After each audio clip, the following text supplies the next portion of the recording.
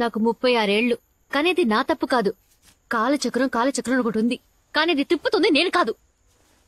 నువ్వు ఇలా మొహం ముడుచుకుంటే నా వయసేం తగ్గదు మృదులా. నేను నిన్ను 36 ఏళ్లకేం కనలేదు, 23కే అమ్మనయ్యాను. ఓ మాట అడగనా? ఇప్పుడే అబ్బా కూతురు ఐర్లాండ్ అని గంతులేస్తున్నారు.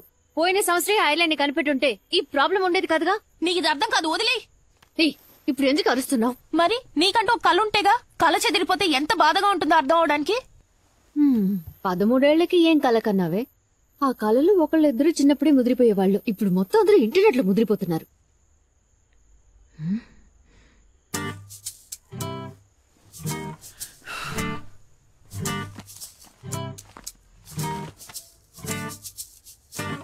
నా కాలేజ్ ఆటోగ్రాఫ్ బుక్ లో don't forget me when you conquer the world రాసింది ఎవరో తెలుసా తమరికి? Britannia chief marketing officer Susan David, నా బెస్ట్ ఫ్రెండ్. ఇంకా అక్కడే ఉంది. నీకైనా మెడల్ సర్టిఫికేట్ చాలానే ఉన్నాయిలే, చూపించినా?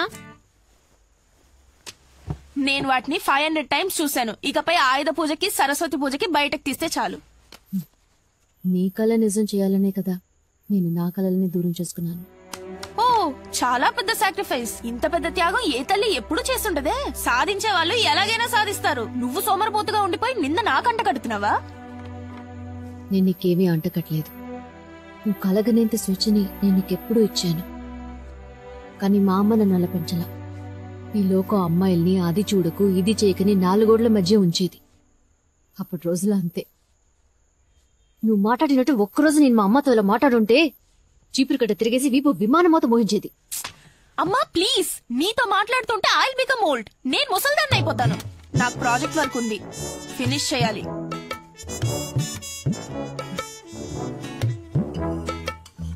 వదిలే, ఏదో కోపంలో ఉంటుందిలే పాపం. అంటారు. నీ కూతురు నీ పోలికలేగా వస్తాయి. నా కూతురు కాదు, తను నా అత్తగారు. ఇదేదో బాగుందే, నువ్వు టేస్ట్ చేస్తుడు. ఇది మీకోసం చేసింది. నేను సూపర్ కేక్ తిన్నాగా, మీరు తినేది మన ఇంటి మేడ మీద కాచింది. ఈ సాలడ్ కి 20,000 రూపాయలా? ఏంటండి, నా జుట్టు గురించి ఏం చెప్పలేదు. ఏం చేసావు? మీరు చూడలేదా?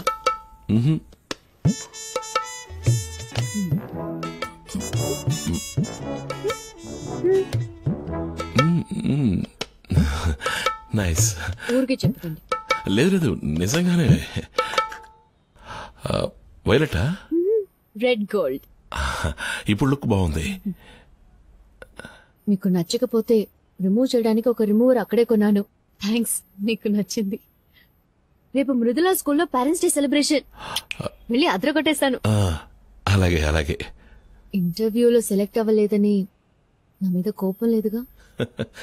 ఈ రోజు 34 కోట్ల రూపాయల జీతం తీసుకునే ఓప్రా విన్ఫ్రే కూడా 5 సార్లు ఇంటర్వ్యూలో ఫెయిల్ అయ్యారు.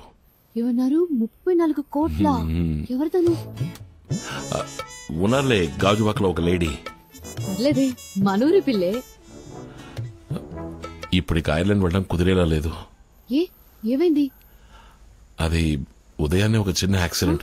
ఒక స్కూల్ పిల్లాడు మన కారుకి అడ్డంగా వచ్చి పడిపోయాడు. అయ్యో, ఏం కాలేదుగా? ఏం కాలేదు, టెన్షన్ ఏం లేదు. నేను వెంటనే హాస్పిటల్ అడ్మిట్ చేయించి ట్రీట్మెంట్ ఇప్పించాను. ఇంకేంటి? కేసు ఏదైనా అవుతుందేమోనని భయంగా ఉంది. అది మన వీసా ప్రాసెసింగ్ కి ప్రాబ్లం అవుతుంది. ఇన్నేళ్లు వీసా కోసం పోరాడి అది చేతికందే టైంలో. కేసు అంటే అరెస్టా? వాళ్ళు మిమ్మల్ని అరెస్ట్ చేయరుగా? లేదు, ఇన్సూరెన్స్ ఉంది, అలాంటి ప్రాబ్లం ఏం రాదు. వీసా మ్యాటర్లోనే నాకు కొంచెం టెన్షన్ గా ఉంది. పోనీ నాన్నకి లైసెన్స్ ఉన్నా ఆయనే డ్రైవ్ చేశారు అని ఆయన లైసెన్స్ ఇచ్చేయచ్చు. మనందరం హ్యాపీగా ఉండాలనే కదా నేను ఇన్ని పాటలు పడుతున్నాను. లక్ అనేది చివరి వరకు నాకు జీవితంలో లేనే లేదేమో. నేను నడిపానని చెప్తే ఓకేనా? నా లైసెన్స్ దీనికైనా పనికొస్తుందండి. అది నేను తీసుకున్నానే గానీ దానివల్ల ఏ యూస్ లేదు. మీ సంతోషమే నాకు ముఖ్యం. మీ వీసాకి ప్రాబ్లం రాకుంటే నాకు అదే చాలు. ఓకే, నేను ఒక ఫోన్ చేసుకొస్తాను. హలో మూర్తి, నేను ప్రసాద్ని. మనం మాట్లాడుకున్నట్టుగానే ప్రొసీడ్ అయిపోవచ్చు. వసంతకి ఎటువంటి అబ్జెక్షన్ లేదు. కానీ తనకి ఫర్దర్గా ఏ ప్రాబ్లం రాకూడదు.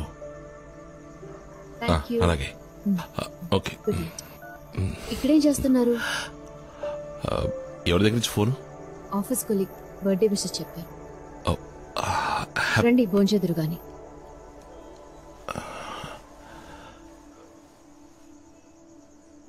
ఆకాశవాణి విశాఖపట్నం కేంద్రం. మీరు ఇంతవరకు విన్నది మన ప్రధానమంత్రి స్వచ్ఛ భారత్ కొరకు ప్రజల మధ్యలో కనువిప్పు కలిగించేందుకు విశాఖలో జరగబోయే మ్యారథాన్ పరుగు పందెంలో అందరూ పాల్గొనవలసిన ఆవశ్యకత గురించిన ప్రసంగాన్ని మనం విన్నాం. ఇక తదుపరి కార్యక్రమం ప్రాంతీయ వార్తలు.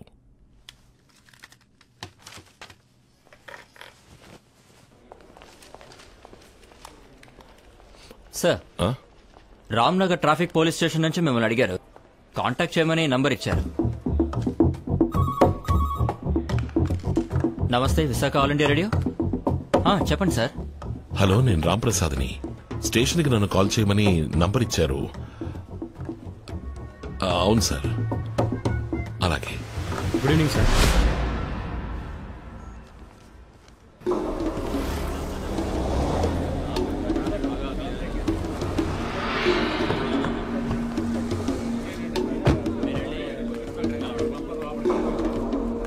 జగదాంబ సెంటర్ దగ్గర ట్రాఫిక్ జామ్ అయిందట, వెంటనే క్లియర్ చేయండి. Good morning. సరిగ్గా 4 గంటలకి ప్రెసెంట్ పాసింగ్ ఉంది. రాసావా? స్టీఫెన్ సార్ మీట్ అవ్వాలి. నేనే పెట్టాలి. సార్ ఏంటి? నమస్కారం సార్. నా ఏయ్, పేరు త్వరగా రాంప్రసాద్. వెళ్ళవయ్యా. నా మొహం కేసు దిక్కులు చూస్తావేంటి? వెళ్ళు. నేను రాంప్రసాద్ని. ఆ యాక్సిడెంట్ కేసేగా. ఆవిడెవరు? తను నా వైఫ్. ఇదెవరు? నేనే సార్. గుర్తుపెట్టారా? ఈ ఫోటో లైసెన్స్ లంగా ఓణి వేసుకున్నప్పుడు తీసింది. ఎక్స్పైర్ అయ్యి 2 ఏళ్లైంది. యాక్సిడెంట్ అయినప్పుడు సార్ ఎక్కడ ఉన్నారు? నేను కారులోనే ఉన్నాను సార్. ఇంట్లో వంట ఎవరు చేస్తారు? నేనే సార్. హౌస్ వైఫా? లేదు సార్, రెవెన్యూ డిపార్ట్మెంట్ లో వర్క్ చేస్తున్నాను. వర్క్ చేస్తున్నారు, డ్రైవింగ్ చేస్తున్నారు, వంట చేస్తున్నారు. అయితే మరి సార్ ఏం చేస్తున్నారు? సార్, నేను ఆల్ ఇండియా రేడియోలో జాబ్ చేస్తున్నాను సార్. ఇన్స్పెక్టర్ రామ్మూర్తి గారి ఫ్రెండా? ఆ రిపోర్టర్ ఇక్కడ అందరికీ ఫ్రెండే. ఇలా చూడమ్మా, ఇప్పుడు ఇది కేసు అయింది. RTI crime. ఈ నేరానికి 3 ఏళ్లు ఊచలు లెక్కెట్టాలని చట్టం చెప్తోంది. ఇకపై పత్రికలు, టీవీ, కోర్టు అన్ని మేము వెంటబడతాయి. మీరు మీ వంతుకి రేడియోలో ఒకసారి న్యూస్ చదివేయండి. Stephen sir. నమస్తే సార్. జగదాంబ సెంటర్ లో ట్రాఫిక్ జామ్ అయింది సార్. 2 బళ్ళు నో పార్కింగ్ ప్లేస్ లో ఉన్నాయి సార్. రికవరీ వ్యాన్ వెళ్ళింది సార్. ముందు మీరు అక్కడికి వెళ్ళండి స్టీఫెన్. Yes sir. నాకు తెలీదండి. నీకేం తెలుసని?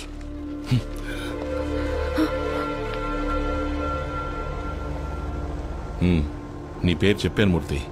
ఆయన రెస్పాండ్ అవ్వలేదు. ఇప్పుడు ప్రాబ్లం అది కాదు. నా వైఫ్ లైసెన్స్ అది ఎక్స్పైర్ అయ్యి 2 ఏళ్ళు అవుతోంది. అవును, ప్రాబ్లమే. మనం ఒక లాయర్ ద్వారా మూవ్ చేయడం మంచిదని నాకు అనిపిస్తోంది. బర్త్ డేటా ఎవరికి తెలుసు? మేడం గారి జాతకంలో ఒక డేటు, స్కూల్లో ఒక డేటు, ఇంటర్ సర్టిఫికెట్లో ఇంకొక డేటు. ఆవిడ ఎప్పుడు పుట్టారో ఆవిడకే తెలియదు. ఇప్పుడు హెయిర్ కలరింగ్ చేయించుకుని మళ్ళీ 2nd ఇయర్ చదవబోతోంది.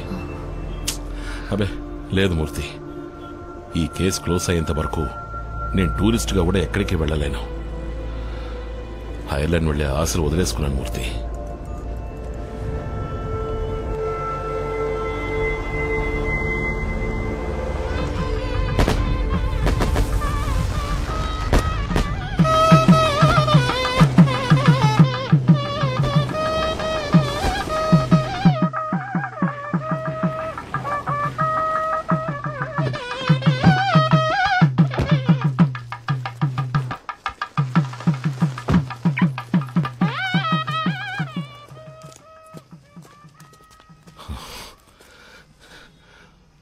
ఒంటరిగా ఐర్లాండ్ వెళ్తున్నానని ఎక్స్పైర్ అయిన లైసెన్స్ ఇచ్చి నా మీద పగ సాధిస్తున్నావా? అయ్యో, అది ఎక్స్పైర్ అయిన విషయం నాకు తెలియదని మాత్రం చెప్పుకో. నిజంగా తెలీదండి.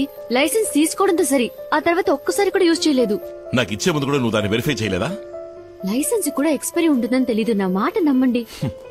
నాకు తెలీదు అనే ఒక్క మాట నేర్చుకుని ఈ లోకంలో సంతోషంగా జీవించే ఏకైక వ్యక్తులు నువ్వే. నేను ఫారెన్ కి వెళ్లకుండా నువ్వు వండి పెట్టేది తింటూ నీ మొహాన్ని చూస్తూ ఇక్కడే వండిపోవాలి, అంతే కదా? ఇన్నేళ్లలో మీ మాట ఎప్పుడైనా కాదన్నానా? మీకు ఎదురు చెప్పానా? ఐర్లాండ్ కి వెళ్దామని మీరు అన్నప్పుడు వయసైన అత్తయ్య మావల్ని ఒంటరిగా వదిలి వెళ్లడం బాగోదు, మీరు మాత్రం వెళ్ళండని చెప్పింది నేనే కదా. మీరిలా మాట్లాడొచ్చా? మనం హ్యాపీగా బతకాలన్న కోరిక నాకు మాత్రం ఉండదా? తప్పకుండా ఉంటుంది. రాణి కొన్న చీర కంటే నీ చీర కాస్ట్లీగా ఉండాలి, ఆఫీస్ అయిపోయిన తర్వాత గిరిజతో కలిసి పావు బాజీ తినాలి, ఇవన్నీ నువ్వు ఎంజాయ్ చేస్తూ చెప్తుంటే నేను ఇకిలించుకుంటూ ఊ కొట్టాలి. ఇలాంటివి చాలా ఉన్నాయిలే. నేను మీకు నచ్చలేదా? నీ వల్ల నాకు నేనే నచ్చడం లేదు. చక్కని జీవితానికి వేరే అర్థం ఉంది. ఉదయం 7ంటికి అర్జెంటుగా టిఫిన్ మెక్కి, మధ్యాహ్నం భోజనాన్ని పొద్దున్నే టిఫిన్ బాక్సులో కుక్కేసుకుని, రాత్రి కేవలం 4 చపాతీలతో రోజంతా కాలక్షేపం చేసి, వారంలో వచ్చే ఒక్క ఆదివారం కోసం ఎదురు చూస్తూ జీవితంతో అయిష్టంగా బతికేమంటావు. నాకు చక్కటి ఏరియాలో మంచి ఇల్లు ఉండాలి, చక్కటి అట్మాస్ఫియర్ లో పాప పెరగాలి, చుట్టుపక్కల ఉన్న నైబర్స్ బాగుండాలి. అందరి వైఫ్లో ఎలా డ్రెస్ చేసుకోవాలో నేర్పిస్తున్నారు. అనౌన్స్మెంట్ సరిగ్గా లేకపోయినా, మోడరేషన్ బాగా రాకపోయినా ఒకరికొకరు హెల్ప్ చేస్తూ కరెక్ట్ చేసుకుంటున్నారు. ఫ్యూచర్ గురించి డిస్కస్ చేసుకుంటున్నారు. నేను దానికి నోచుకోలేదే. రాజకీయాలు లేవు, స్పోర్ట్స్ లేదు, సాహిత్యం లేదు. టైంకి ఇంటికి వచ్చి చావాలి.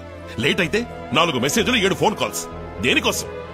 వంకాయ రేటు పెరిగింది, టమాటాల రేటు తగ్గింది, స్కూల్ ఫీజు కట్టాలి అని డిస్కస్ చేయడం కోసం. నా జీవితం దీనికి అయిపోతుంది. ఇవన్నీ నేను ఇంటికి వచ్చిన 14 ఏళ్ల తర్వాత చెప్తున్నారు. నా సంతోషం కోసం ఇదంతా చేశానా? అత్తయ్యని మామని బాగా చూసుకోవాలన్న బాధ్యత నాకుంది. నిన్నే వండానో, రేపే వండాలి, ఇవాళ ఏం చేయాలి, ఇవన్నీ నాకు ముఖ్యమే. బడ్జెట్ లో సంసారం చేసే వాళ్ళకి వంకాయల టమాటాల ధర ఇంపార్టెంటే. ఒక్క మిరపకాయ ఎక్కువ పెడితే, కొంచెం ఉప్పు ఎక్కువైతే వాళ్ళు విసిరి కొడతారుగా. అయితే వంట మనిషిని పెట్టాలంటావా? వద్దు, హోటల్ నుంచి ఆర్డర్ చేసుకుందాం. ఇకపై నువ్వు వంట చేయక్కర్లేదు. ఏం మాట్లాడుతున్నారు? నాకు కోరికలున్నాయి, కలలున్నాయి. కలలా? ఏమిటండి తమరి కలలు? కళ్ళు మూసుకుని నిద్రపోతే అందరికీ కలలు వస్తాయి. అవి కావు. ఫ్యూచర్ ని ముందు చూపుతో చూడగలిగే విషన్ కావాలి. అలాంటి కలలు కనాలంటే మినిమం క్వాలిఫికేషన్ ఉండాలి. అలాంటి కలలు ఈ మొహానికి చచ్చినా రావు. తీసి తగలడవే. హలో, అవును, ఏంటి ఎప్పుడు? సరే, కమిషనర్ ఆఫీస్ నుంచి మాట్లాడుతున్నారు.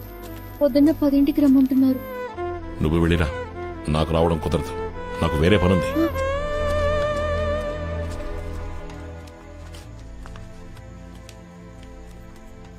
అన్నీ సాల్వ్ అయ్యాయి నాన్న, ఇంకే సమస్య లేదు. అమ్మా, మేమంతా తినేశాం. అత్తయ్య తలనొప్పిగా ఉందని పడుకుంది. టేబుల్ మీద చపాతీలు చేసి ఉంచింది, తిని పడుకోండి. అలాగే మావయ్య.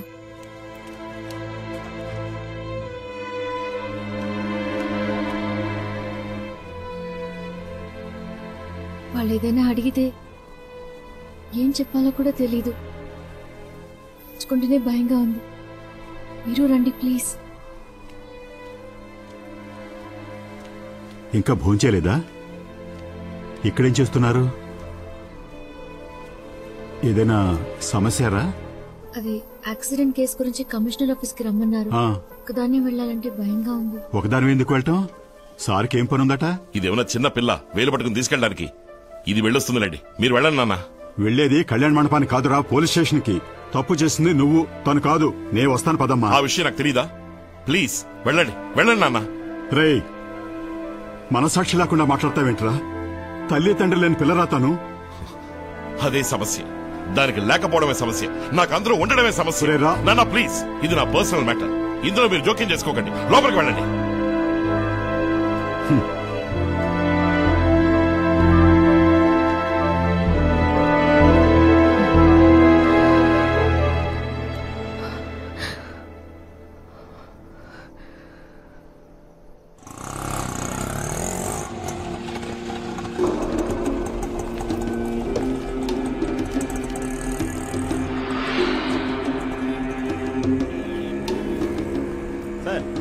సార్, సిఐ గారికి ఇన్ఫార్మ్ చేశాను సార్.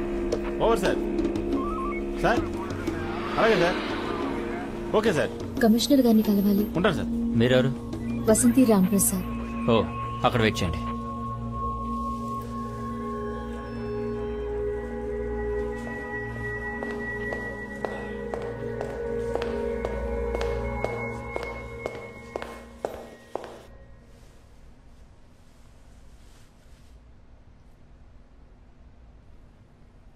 ఎల్లుండి మీ ప్రోగ్రామ్ ఏంటో చెప్తారా?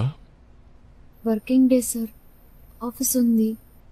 ఇంకా ఇంకేం లేదు సార్. అయితే ఆ రోజు మీరు ఆఫీస్కి వెళ్ళొద్దు.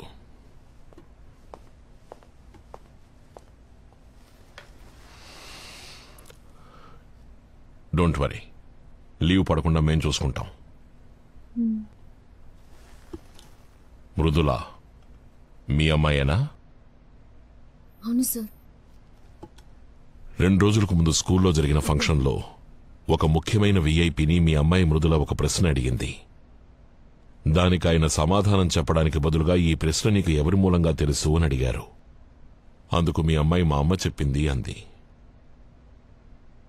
ఆయన మిమ్మల్ని గౌరవించడానికి స్పెషల్ గెస్ట్ గా ఇన్వైట్ చేశారు. I'm talking about the honourable president of India.